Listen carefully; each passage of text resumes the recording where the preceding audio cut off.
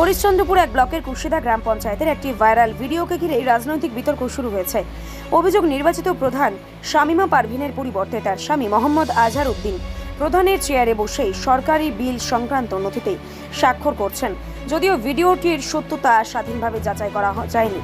ভিডিওতেই পঞ্চায়েতের executive assistant Mohammad Rafiqul Islam এবং নির্মাণ সহায়ক দেবাশিস কুমার কুণ্ডুকেও দেখা যায়। বিজেপির দাবি, ঘটনাটি বেআইনি এবং ভিডিওর সত্যতা যাচাই করে প্রধানের স্বামী ও সংশ্লিষ্ট পঞ্চায়েত কর্মীদের বিরুদ্ধে প্রশাসনের উপযুক্ত ব্যবস্থা নেওয়া উচিত।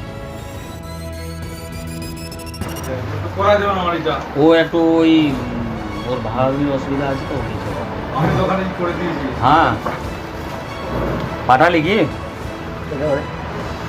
আমি আসছি। হ্যাঁ আমি দোকানে ভালো সব দিন তাড়াতাড়ি কোন না দাঁড়ান না, একটু তাড়াহুড়া কেন করছেন? বলে কথাটা বলছি না, আমি বলছি ওই ওয়ার করাটা দেখতে তো ওই স্কিমটা ক্লোজ হয়েছিল। কত হচ্ছে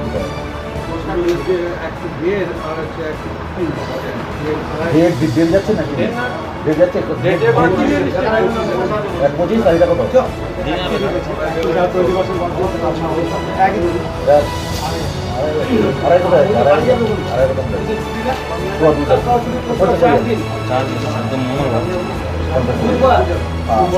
মঙ্গলবার কি ছিল? কামাল কোথায় কাজটা করতে পারে? কামালের ইয়ে কামাল তো এক দুদিনের মধ্যে কাজ করতে ওই যে পরিশ্রম করে কামাল কি করে দিলে রাস্তা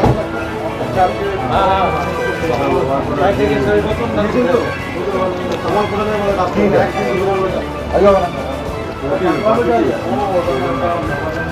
শুনলেন সব কি বলবো। আর আপনার একটা কথা যদি আপনার কাছে না থাকে তাহলে তো এটা আপনার কথা আমি রাখিনি।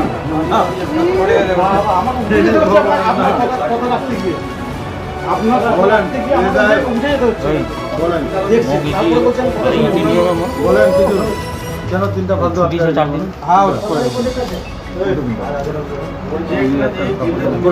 যার ভিতরে কোনো সময় খুলে পরে আসা বাড়িতে রেডি করে ফেলি না ফিল্ম করে, কিন্তু তো মেইলই তো লাগবে। ফাউন্ডেশন ওটা অ্যামাউন্ট করে হবে না, এটা করে দাও।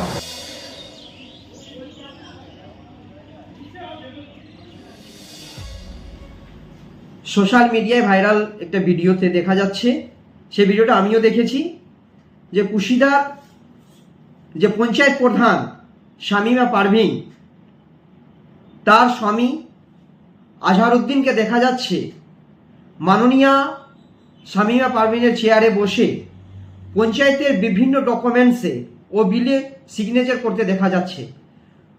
সেখানে উপস্থিত পঞ্চায়েত এক্সিকিউটিভ ও এনএসের বর্তমানে সিগনেচার হচ্ছে।